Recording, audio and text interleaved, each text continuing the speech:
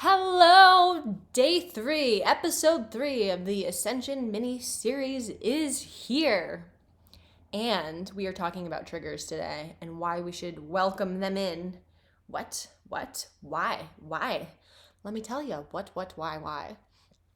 Okay, triggers are, before I go into this, I would recommend you watch or listen to my other 2 mini Ascension series episodes just to get your mind prepped up for this. That's all.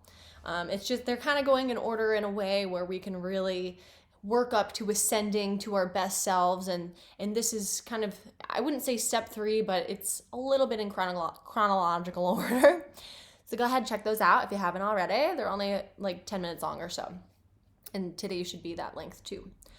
So when it comes to triggers, why should we welcome them in? Well, what are triggers anyway? Triggers are those little moments that happen in your everyday life, or maybe, once in a while, where something makes you feel really, really, really angry or mad or upset or sad, whatever the trigger is. It could be from a past trauma. It could be from a past boyfriend or girlfriend. It can be from just something in your childhood.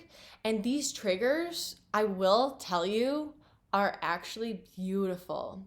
Triggers are such beautiful tools for us to use, and we need to learn to embrace them versus pushing them away because we don't feel like feeling sad, we don't feel like feeling shitty today, we don't feel like going down that rabbit hole of why am I feeling this way?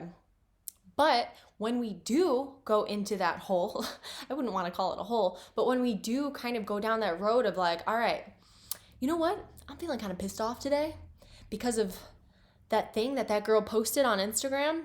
Maybe I should dive inward and figure out why it pisses me off so badly. Is it because I don't believe what she's saying? Okay, why don't I believe what she's saying? Because it's not something that I learned in school. Okay, did you want to learn that in school? How do you feel about learning that in school? Well, I don't know. I guess like I have just been so accustomed to thinking this way that I'm now being like shook out of it. And that could be one avenue that you go when you are triggered, is you just kind of ask yourself questions, you figure out where the trigger comes from, and then you can really start to heal yourself when you understand it was from your childhood or from school or something that literally doesn't even necessarily resonate with you anymore. And it could initially resonate with you. It feels like it does because your beliefs form most of the time, many of the times, unconsciously. It's not like you're sitting down and you're like, I'm going to build my beliefs today.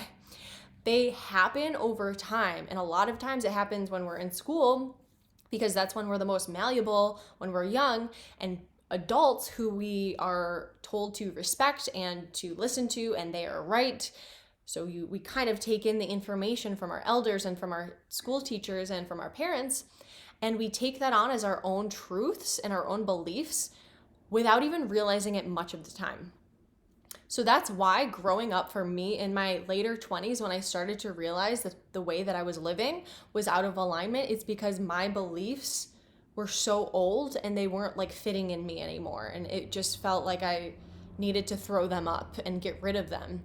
And I was triggered, and that what triggered that was my depression. So no matter what it is that you're experiencing, it can really tell you something awesome about yourself. And it might not sound awesome, but it's awesome that you can heal this. And it's awesome because it's so big, or it's juicy in there, and it's coming from a place that you didn't realize, because when you're triggered, it's just someone on Instagram.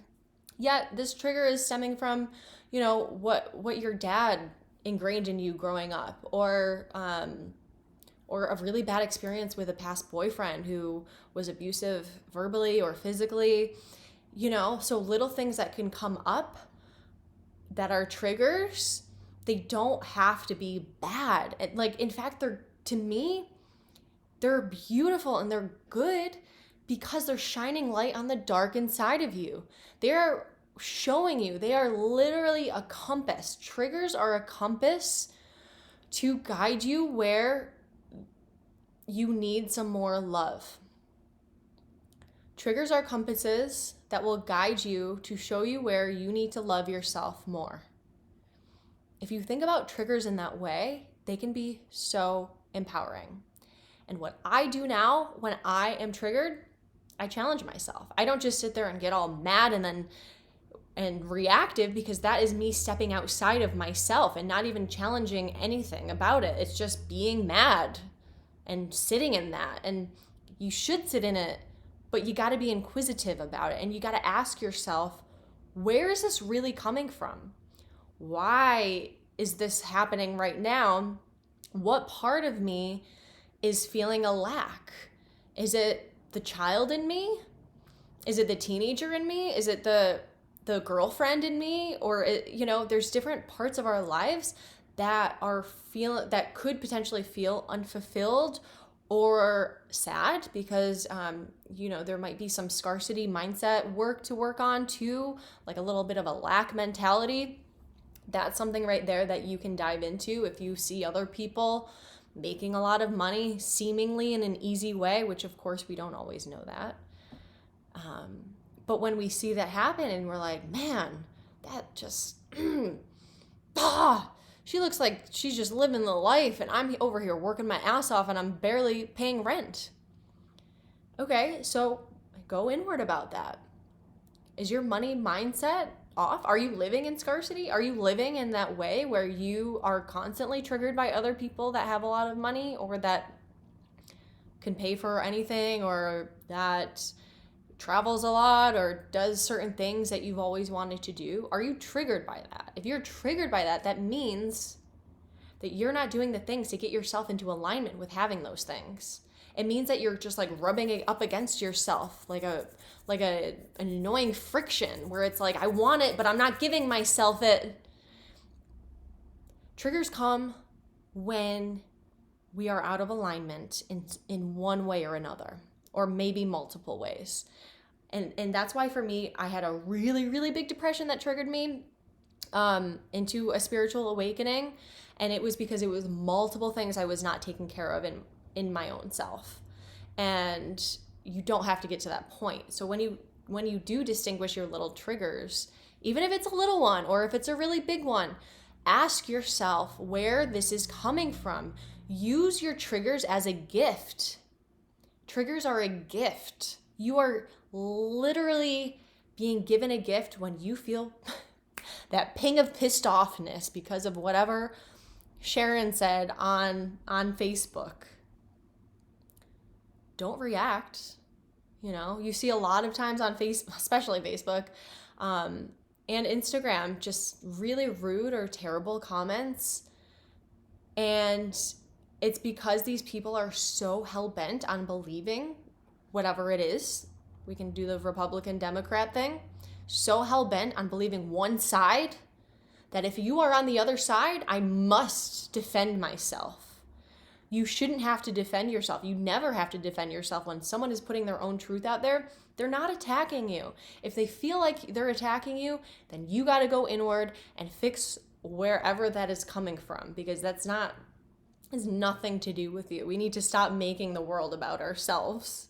Triggers are beautiful gifts. Don't use them as woe is me. Use them as, all right, I'm going to up my game. And let's see, maybe next week I won't be triggered by this. I want to see how I'm going to react or not react, to whoever it is. Maybe it's a family member or something. Again, people posting on Facebook a lot. First of all, mute that shit. Really nice tip that I am thriving with right now. Turn all of your notifications off.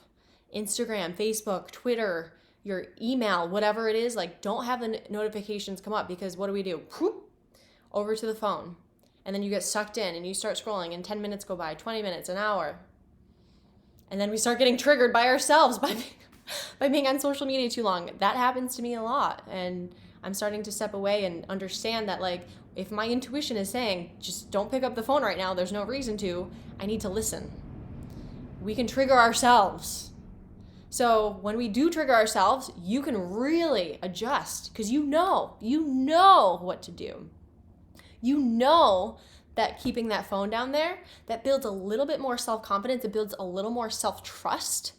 And that way we can really feel good about what we do believe. So when someone else's belief triggers us, we don't have to scramble to be like, what do I actually believe? So be solid with what you do believe. But if you're not right now, that's okay. Try not to be in that vortex of, I don't know what is true, what is not true, because that's kind of a low vibration. And it's not the best place to just stay in. It's a good place to be in, to discern what your truth is, but to sit in that space of, I don't know what is truth, what is not, that's you kind of like separating yourself from life. So you want to, kind of go inward, question things, and then you want to really be solid with what you do believe and your truth, and know that it can change the next day with new information that comes along your way. And you don't have to be hell-bent on believing X, Y, or Z because you are a Democrat or a Republican, or you grew up in this place, or this is your color skin, or whatever it is. Just because you're spiritual doesn't mean this, there's so many different things. So when you see someone else and they trigger you, use it as a really fun scientific experiment for yourself. And it will allow you to understand yourself more. And I know for me, I get off on understanding myself more. So I love these experiments that I do with myself. And it's allowed me to show up as a happier, healthier, non-reactive person. Not totally perfect, that's for sure. I'm getting better. For the collective, I'm making a better impact on the collective because I'm not showing up in a way that's like, pointing fingers and getting pissed off because people are triggering me all the time. So we really can use this as a gift. And I hope that you can take something from this today and let me know if it helped you at all and if it kind of shifted your frame of mind. I would love to hear from you. Message me on Instagram, send me an email at hello@castiedesaro.com.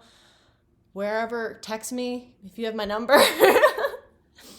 And write a review on the podcast. That would make me so happy.